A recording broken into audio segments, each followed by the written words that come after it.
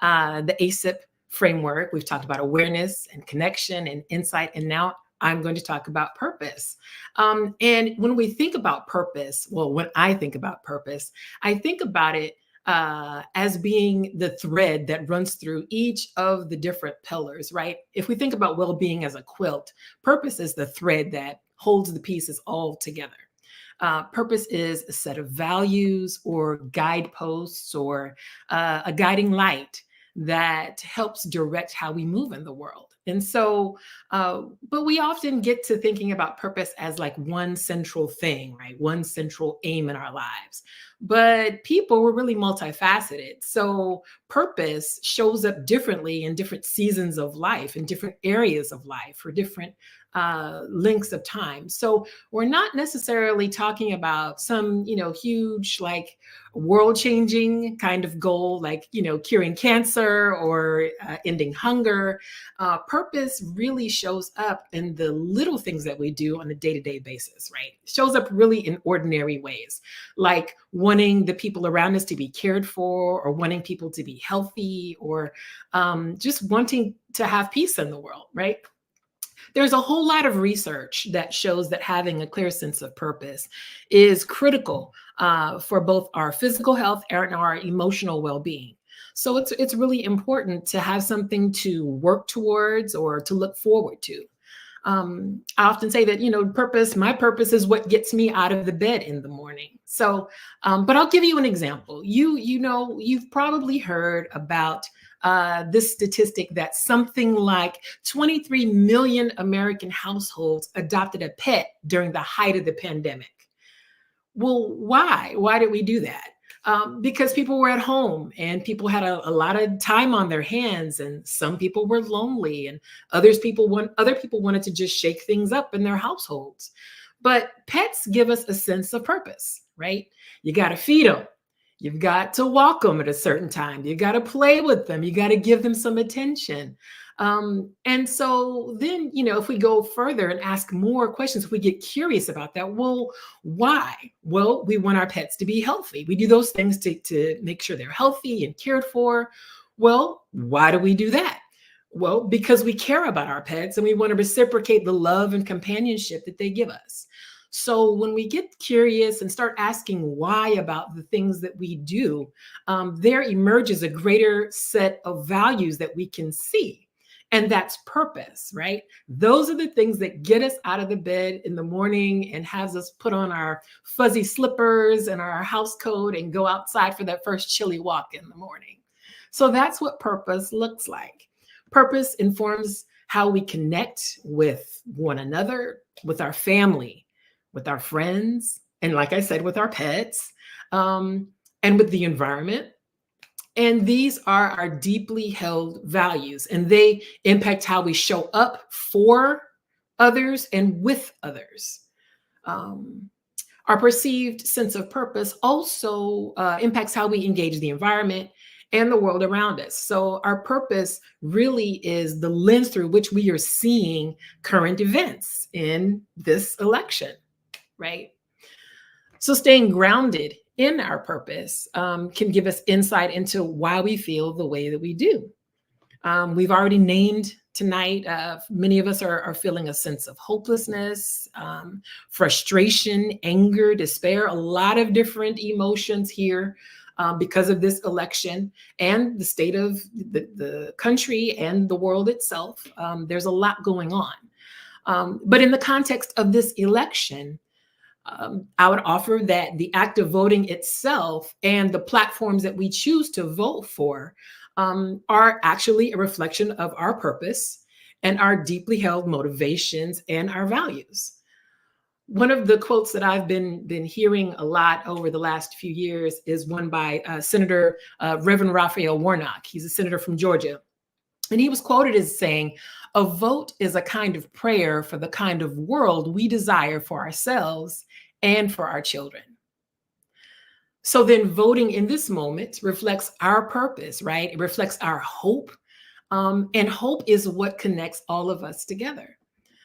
And personally, as a woman and as an African-American woman, when I reflect on voting, right, whether it be at the local, the state, or the national level, Every election season, I'm deeply grateful for the specific sacrifices that have been made to afford me the right to vote. So I appreciate that opportunity to clarify further and embody the values that I hold close by voting for people who I feel, reflect my values, who will represent and amplify my voice in the public square, and to lift up issues that I think are important. And so it's such a privilege that we all have. And so I just want to underscore that even as fraught as this election season may be for all of us, we are also privileged to be able to participate in this great American experiment. So I would offer that if we take just a few moments to meditate, let us do so and think about the folks in our lives who have inspired us, or people around us who have really great values that inspire us and encourage us, and see if we can make something of that. So if you're ready and willing, just give yourself a moment to get settled right where you are. And settle in, and you can close your eyes or focus on a particular spot nearby.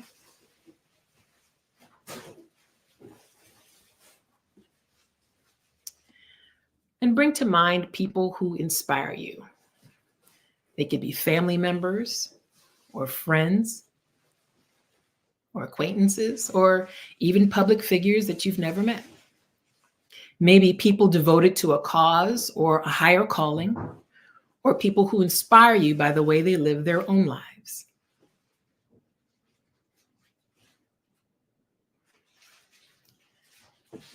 Now, of those people who came to mind, choose one who's been particularly inspirational. And once you've got someone, reflect on why they inspire you.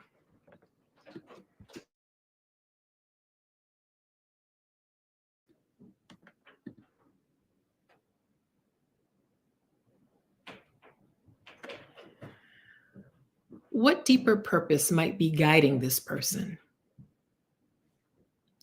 Get creative and imagine here what might drive them.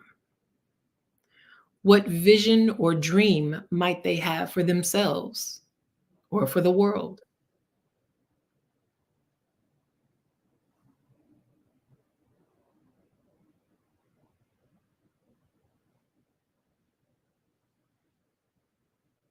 We tend to only think of people's highlights, but of course, things probably aren't always easy for the person you have in mind, too.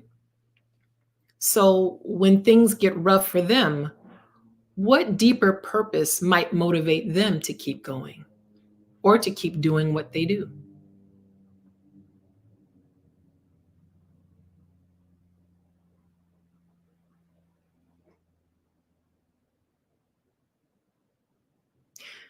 For the next few moments, consider one value that you share with that person and how that value or sense of purpose shows up in your life.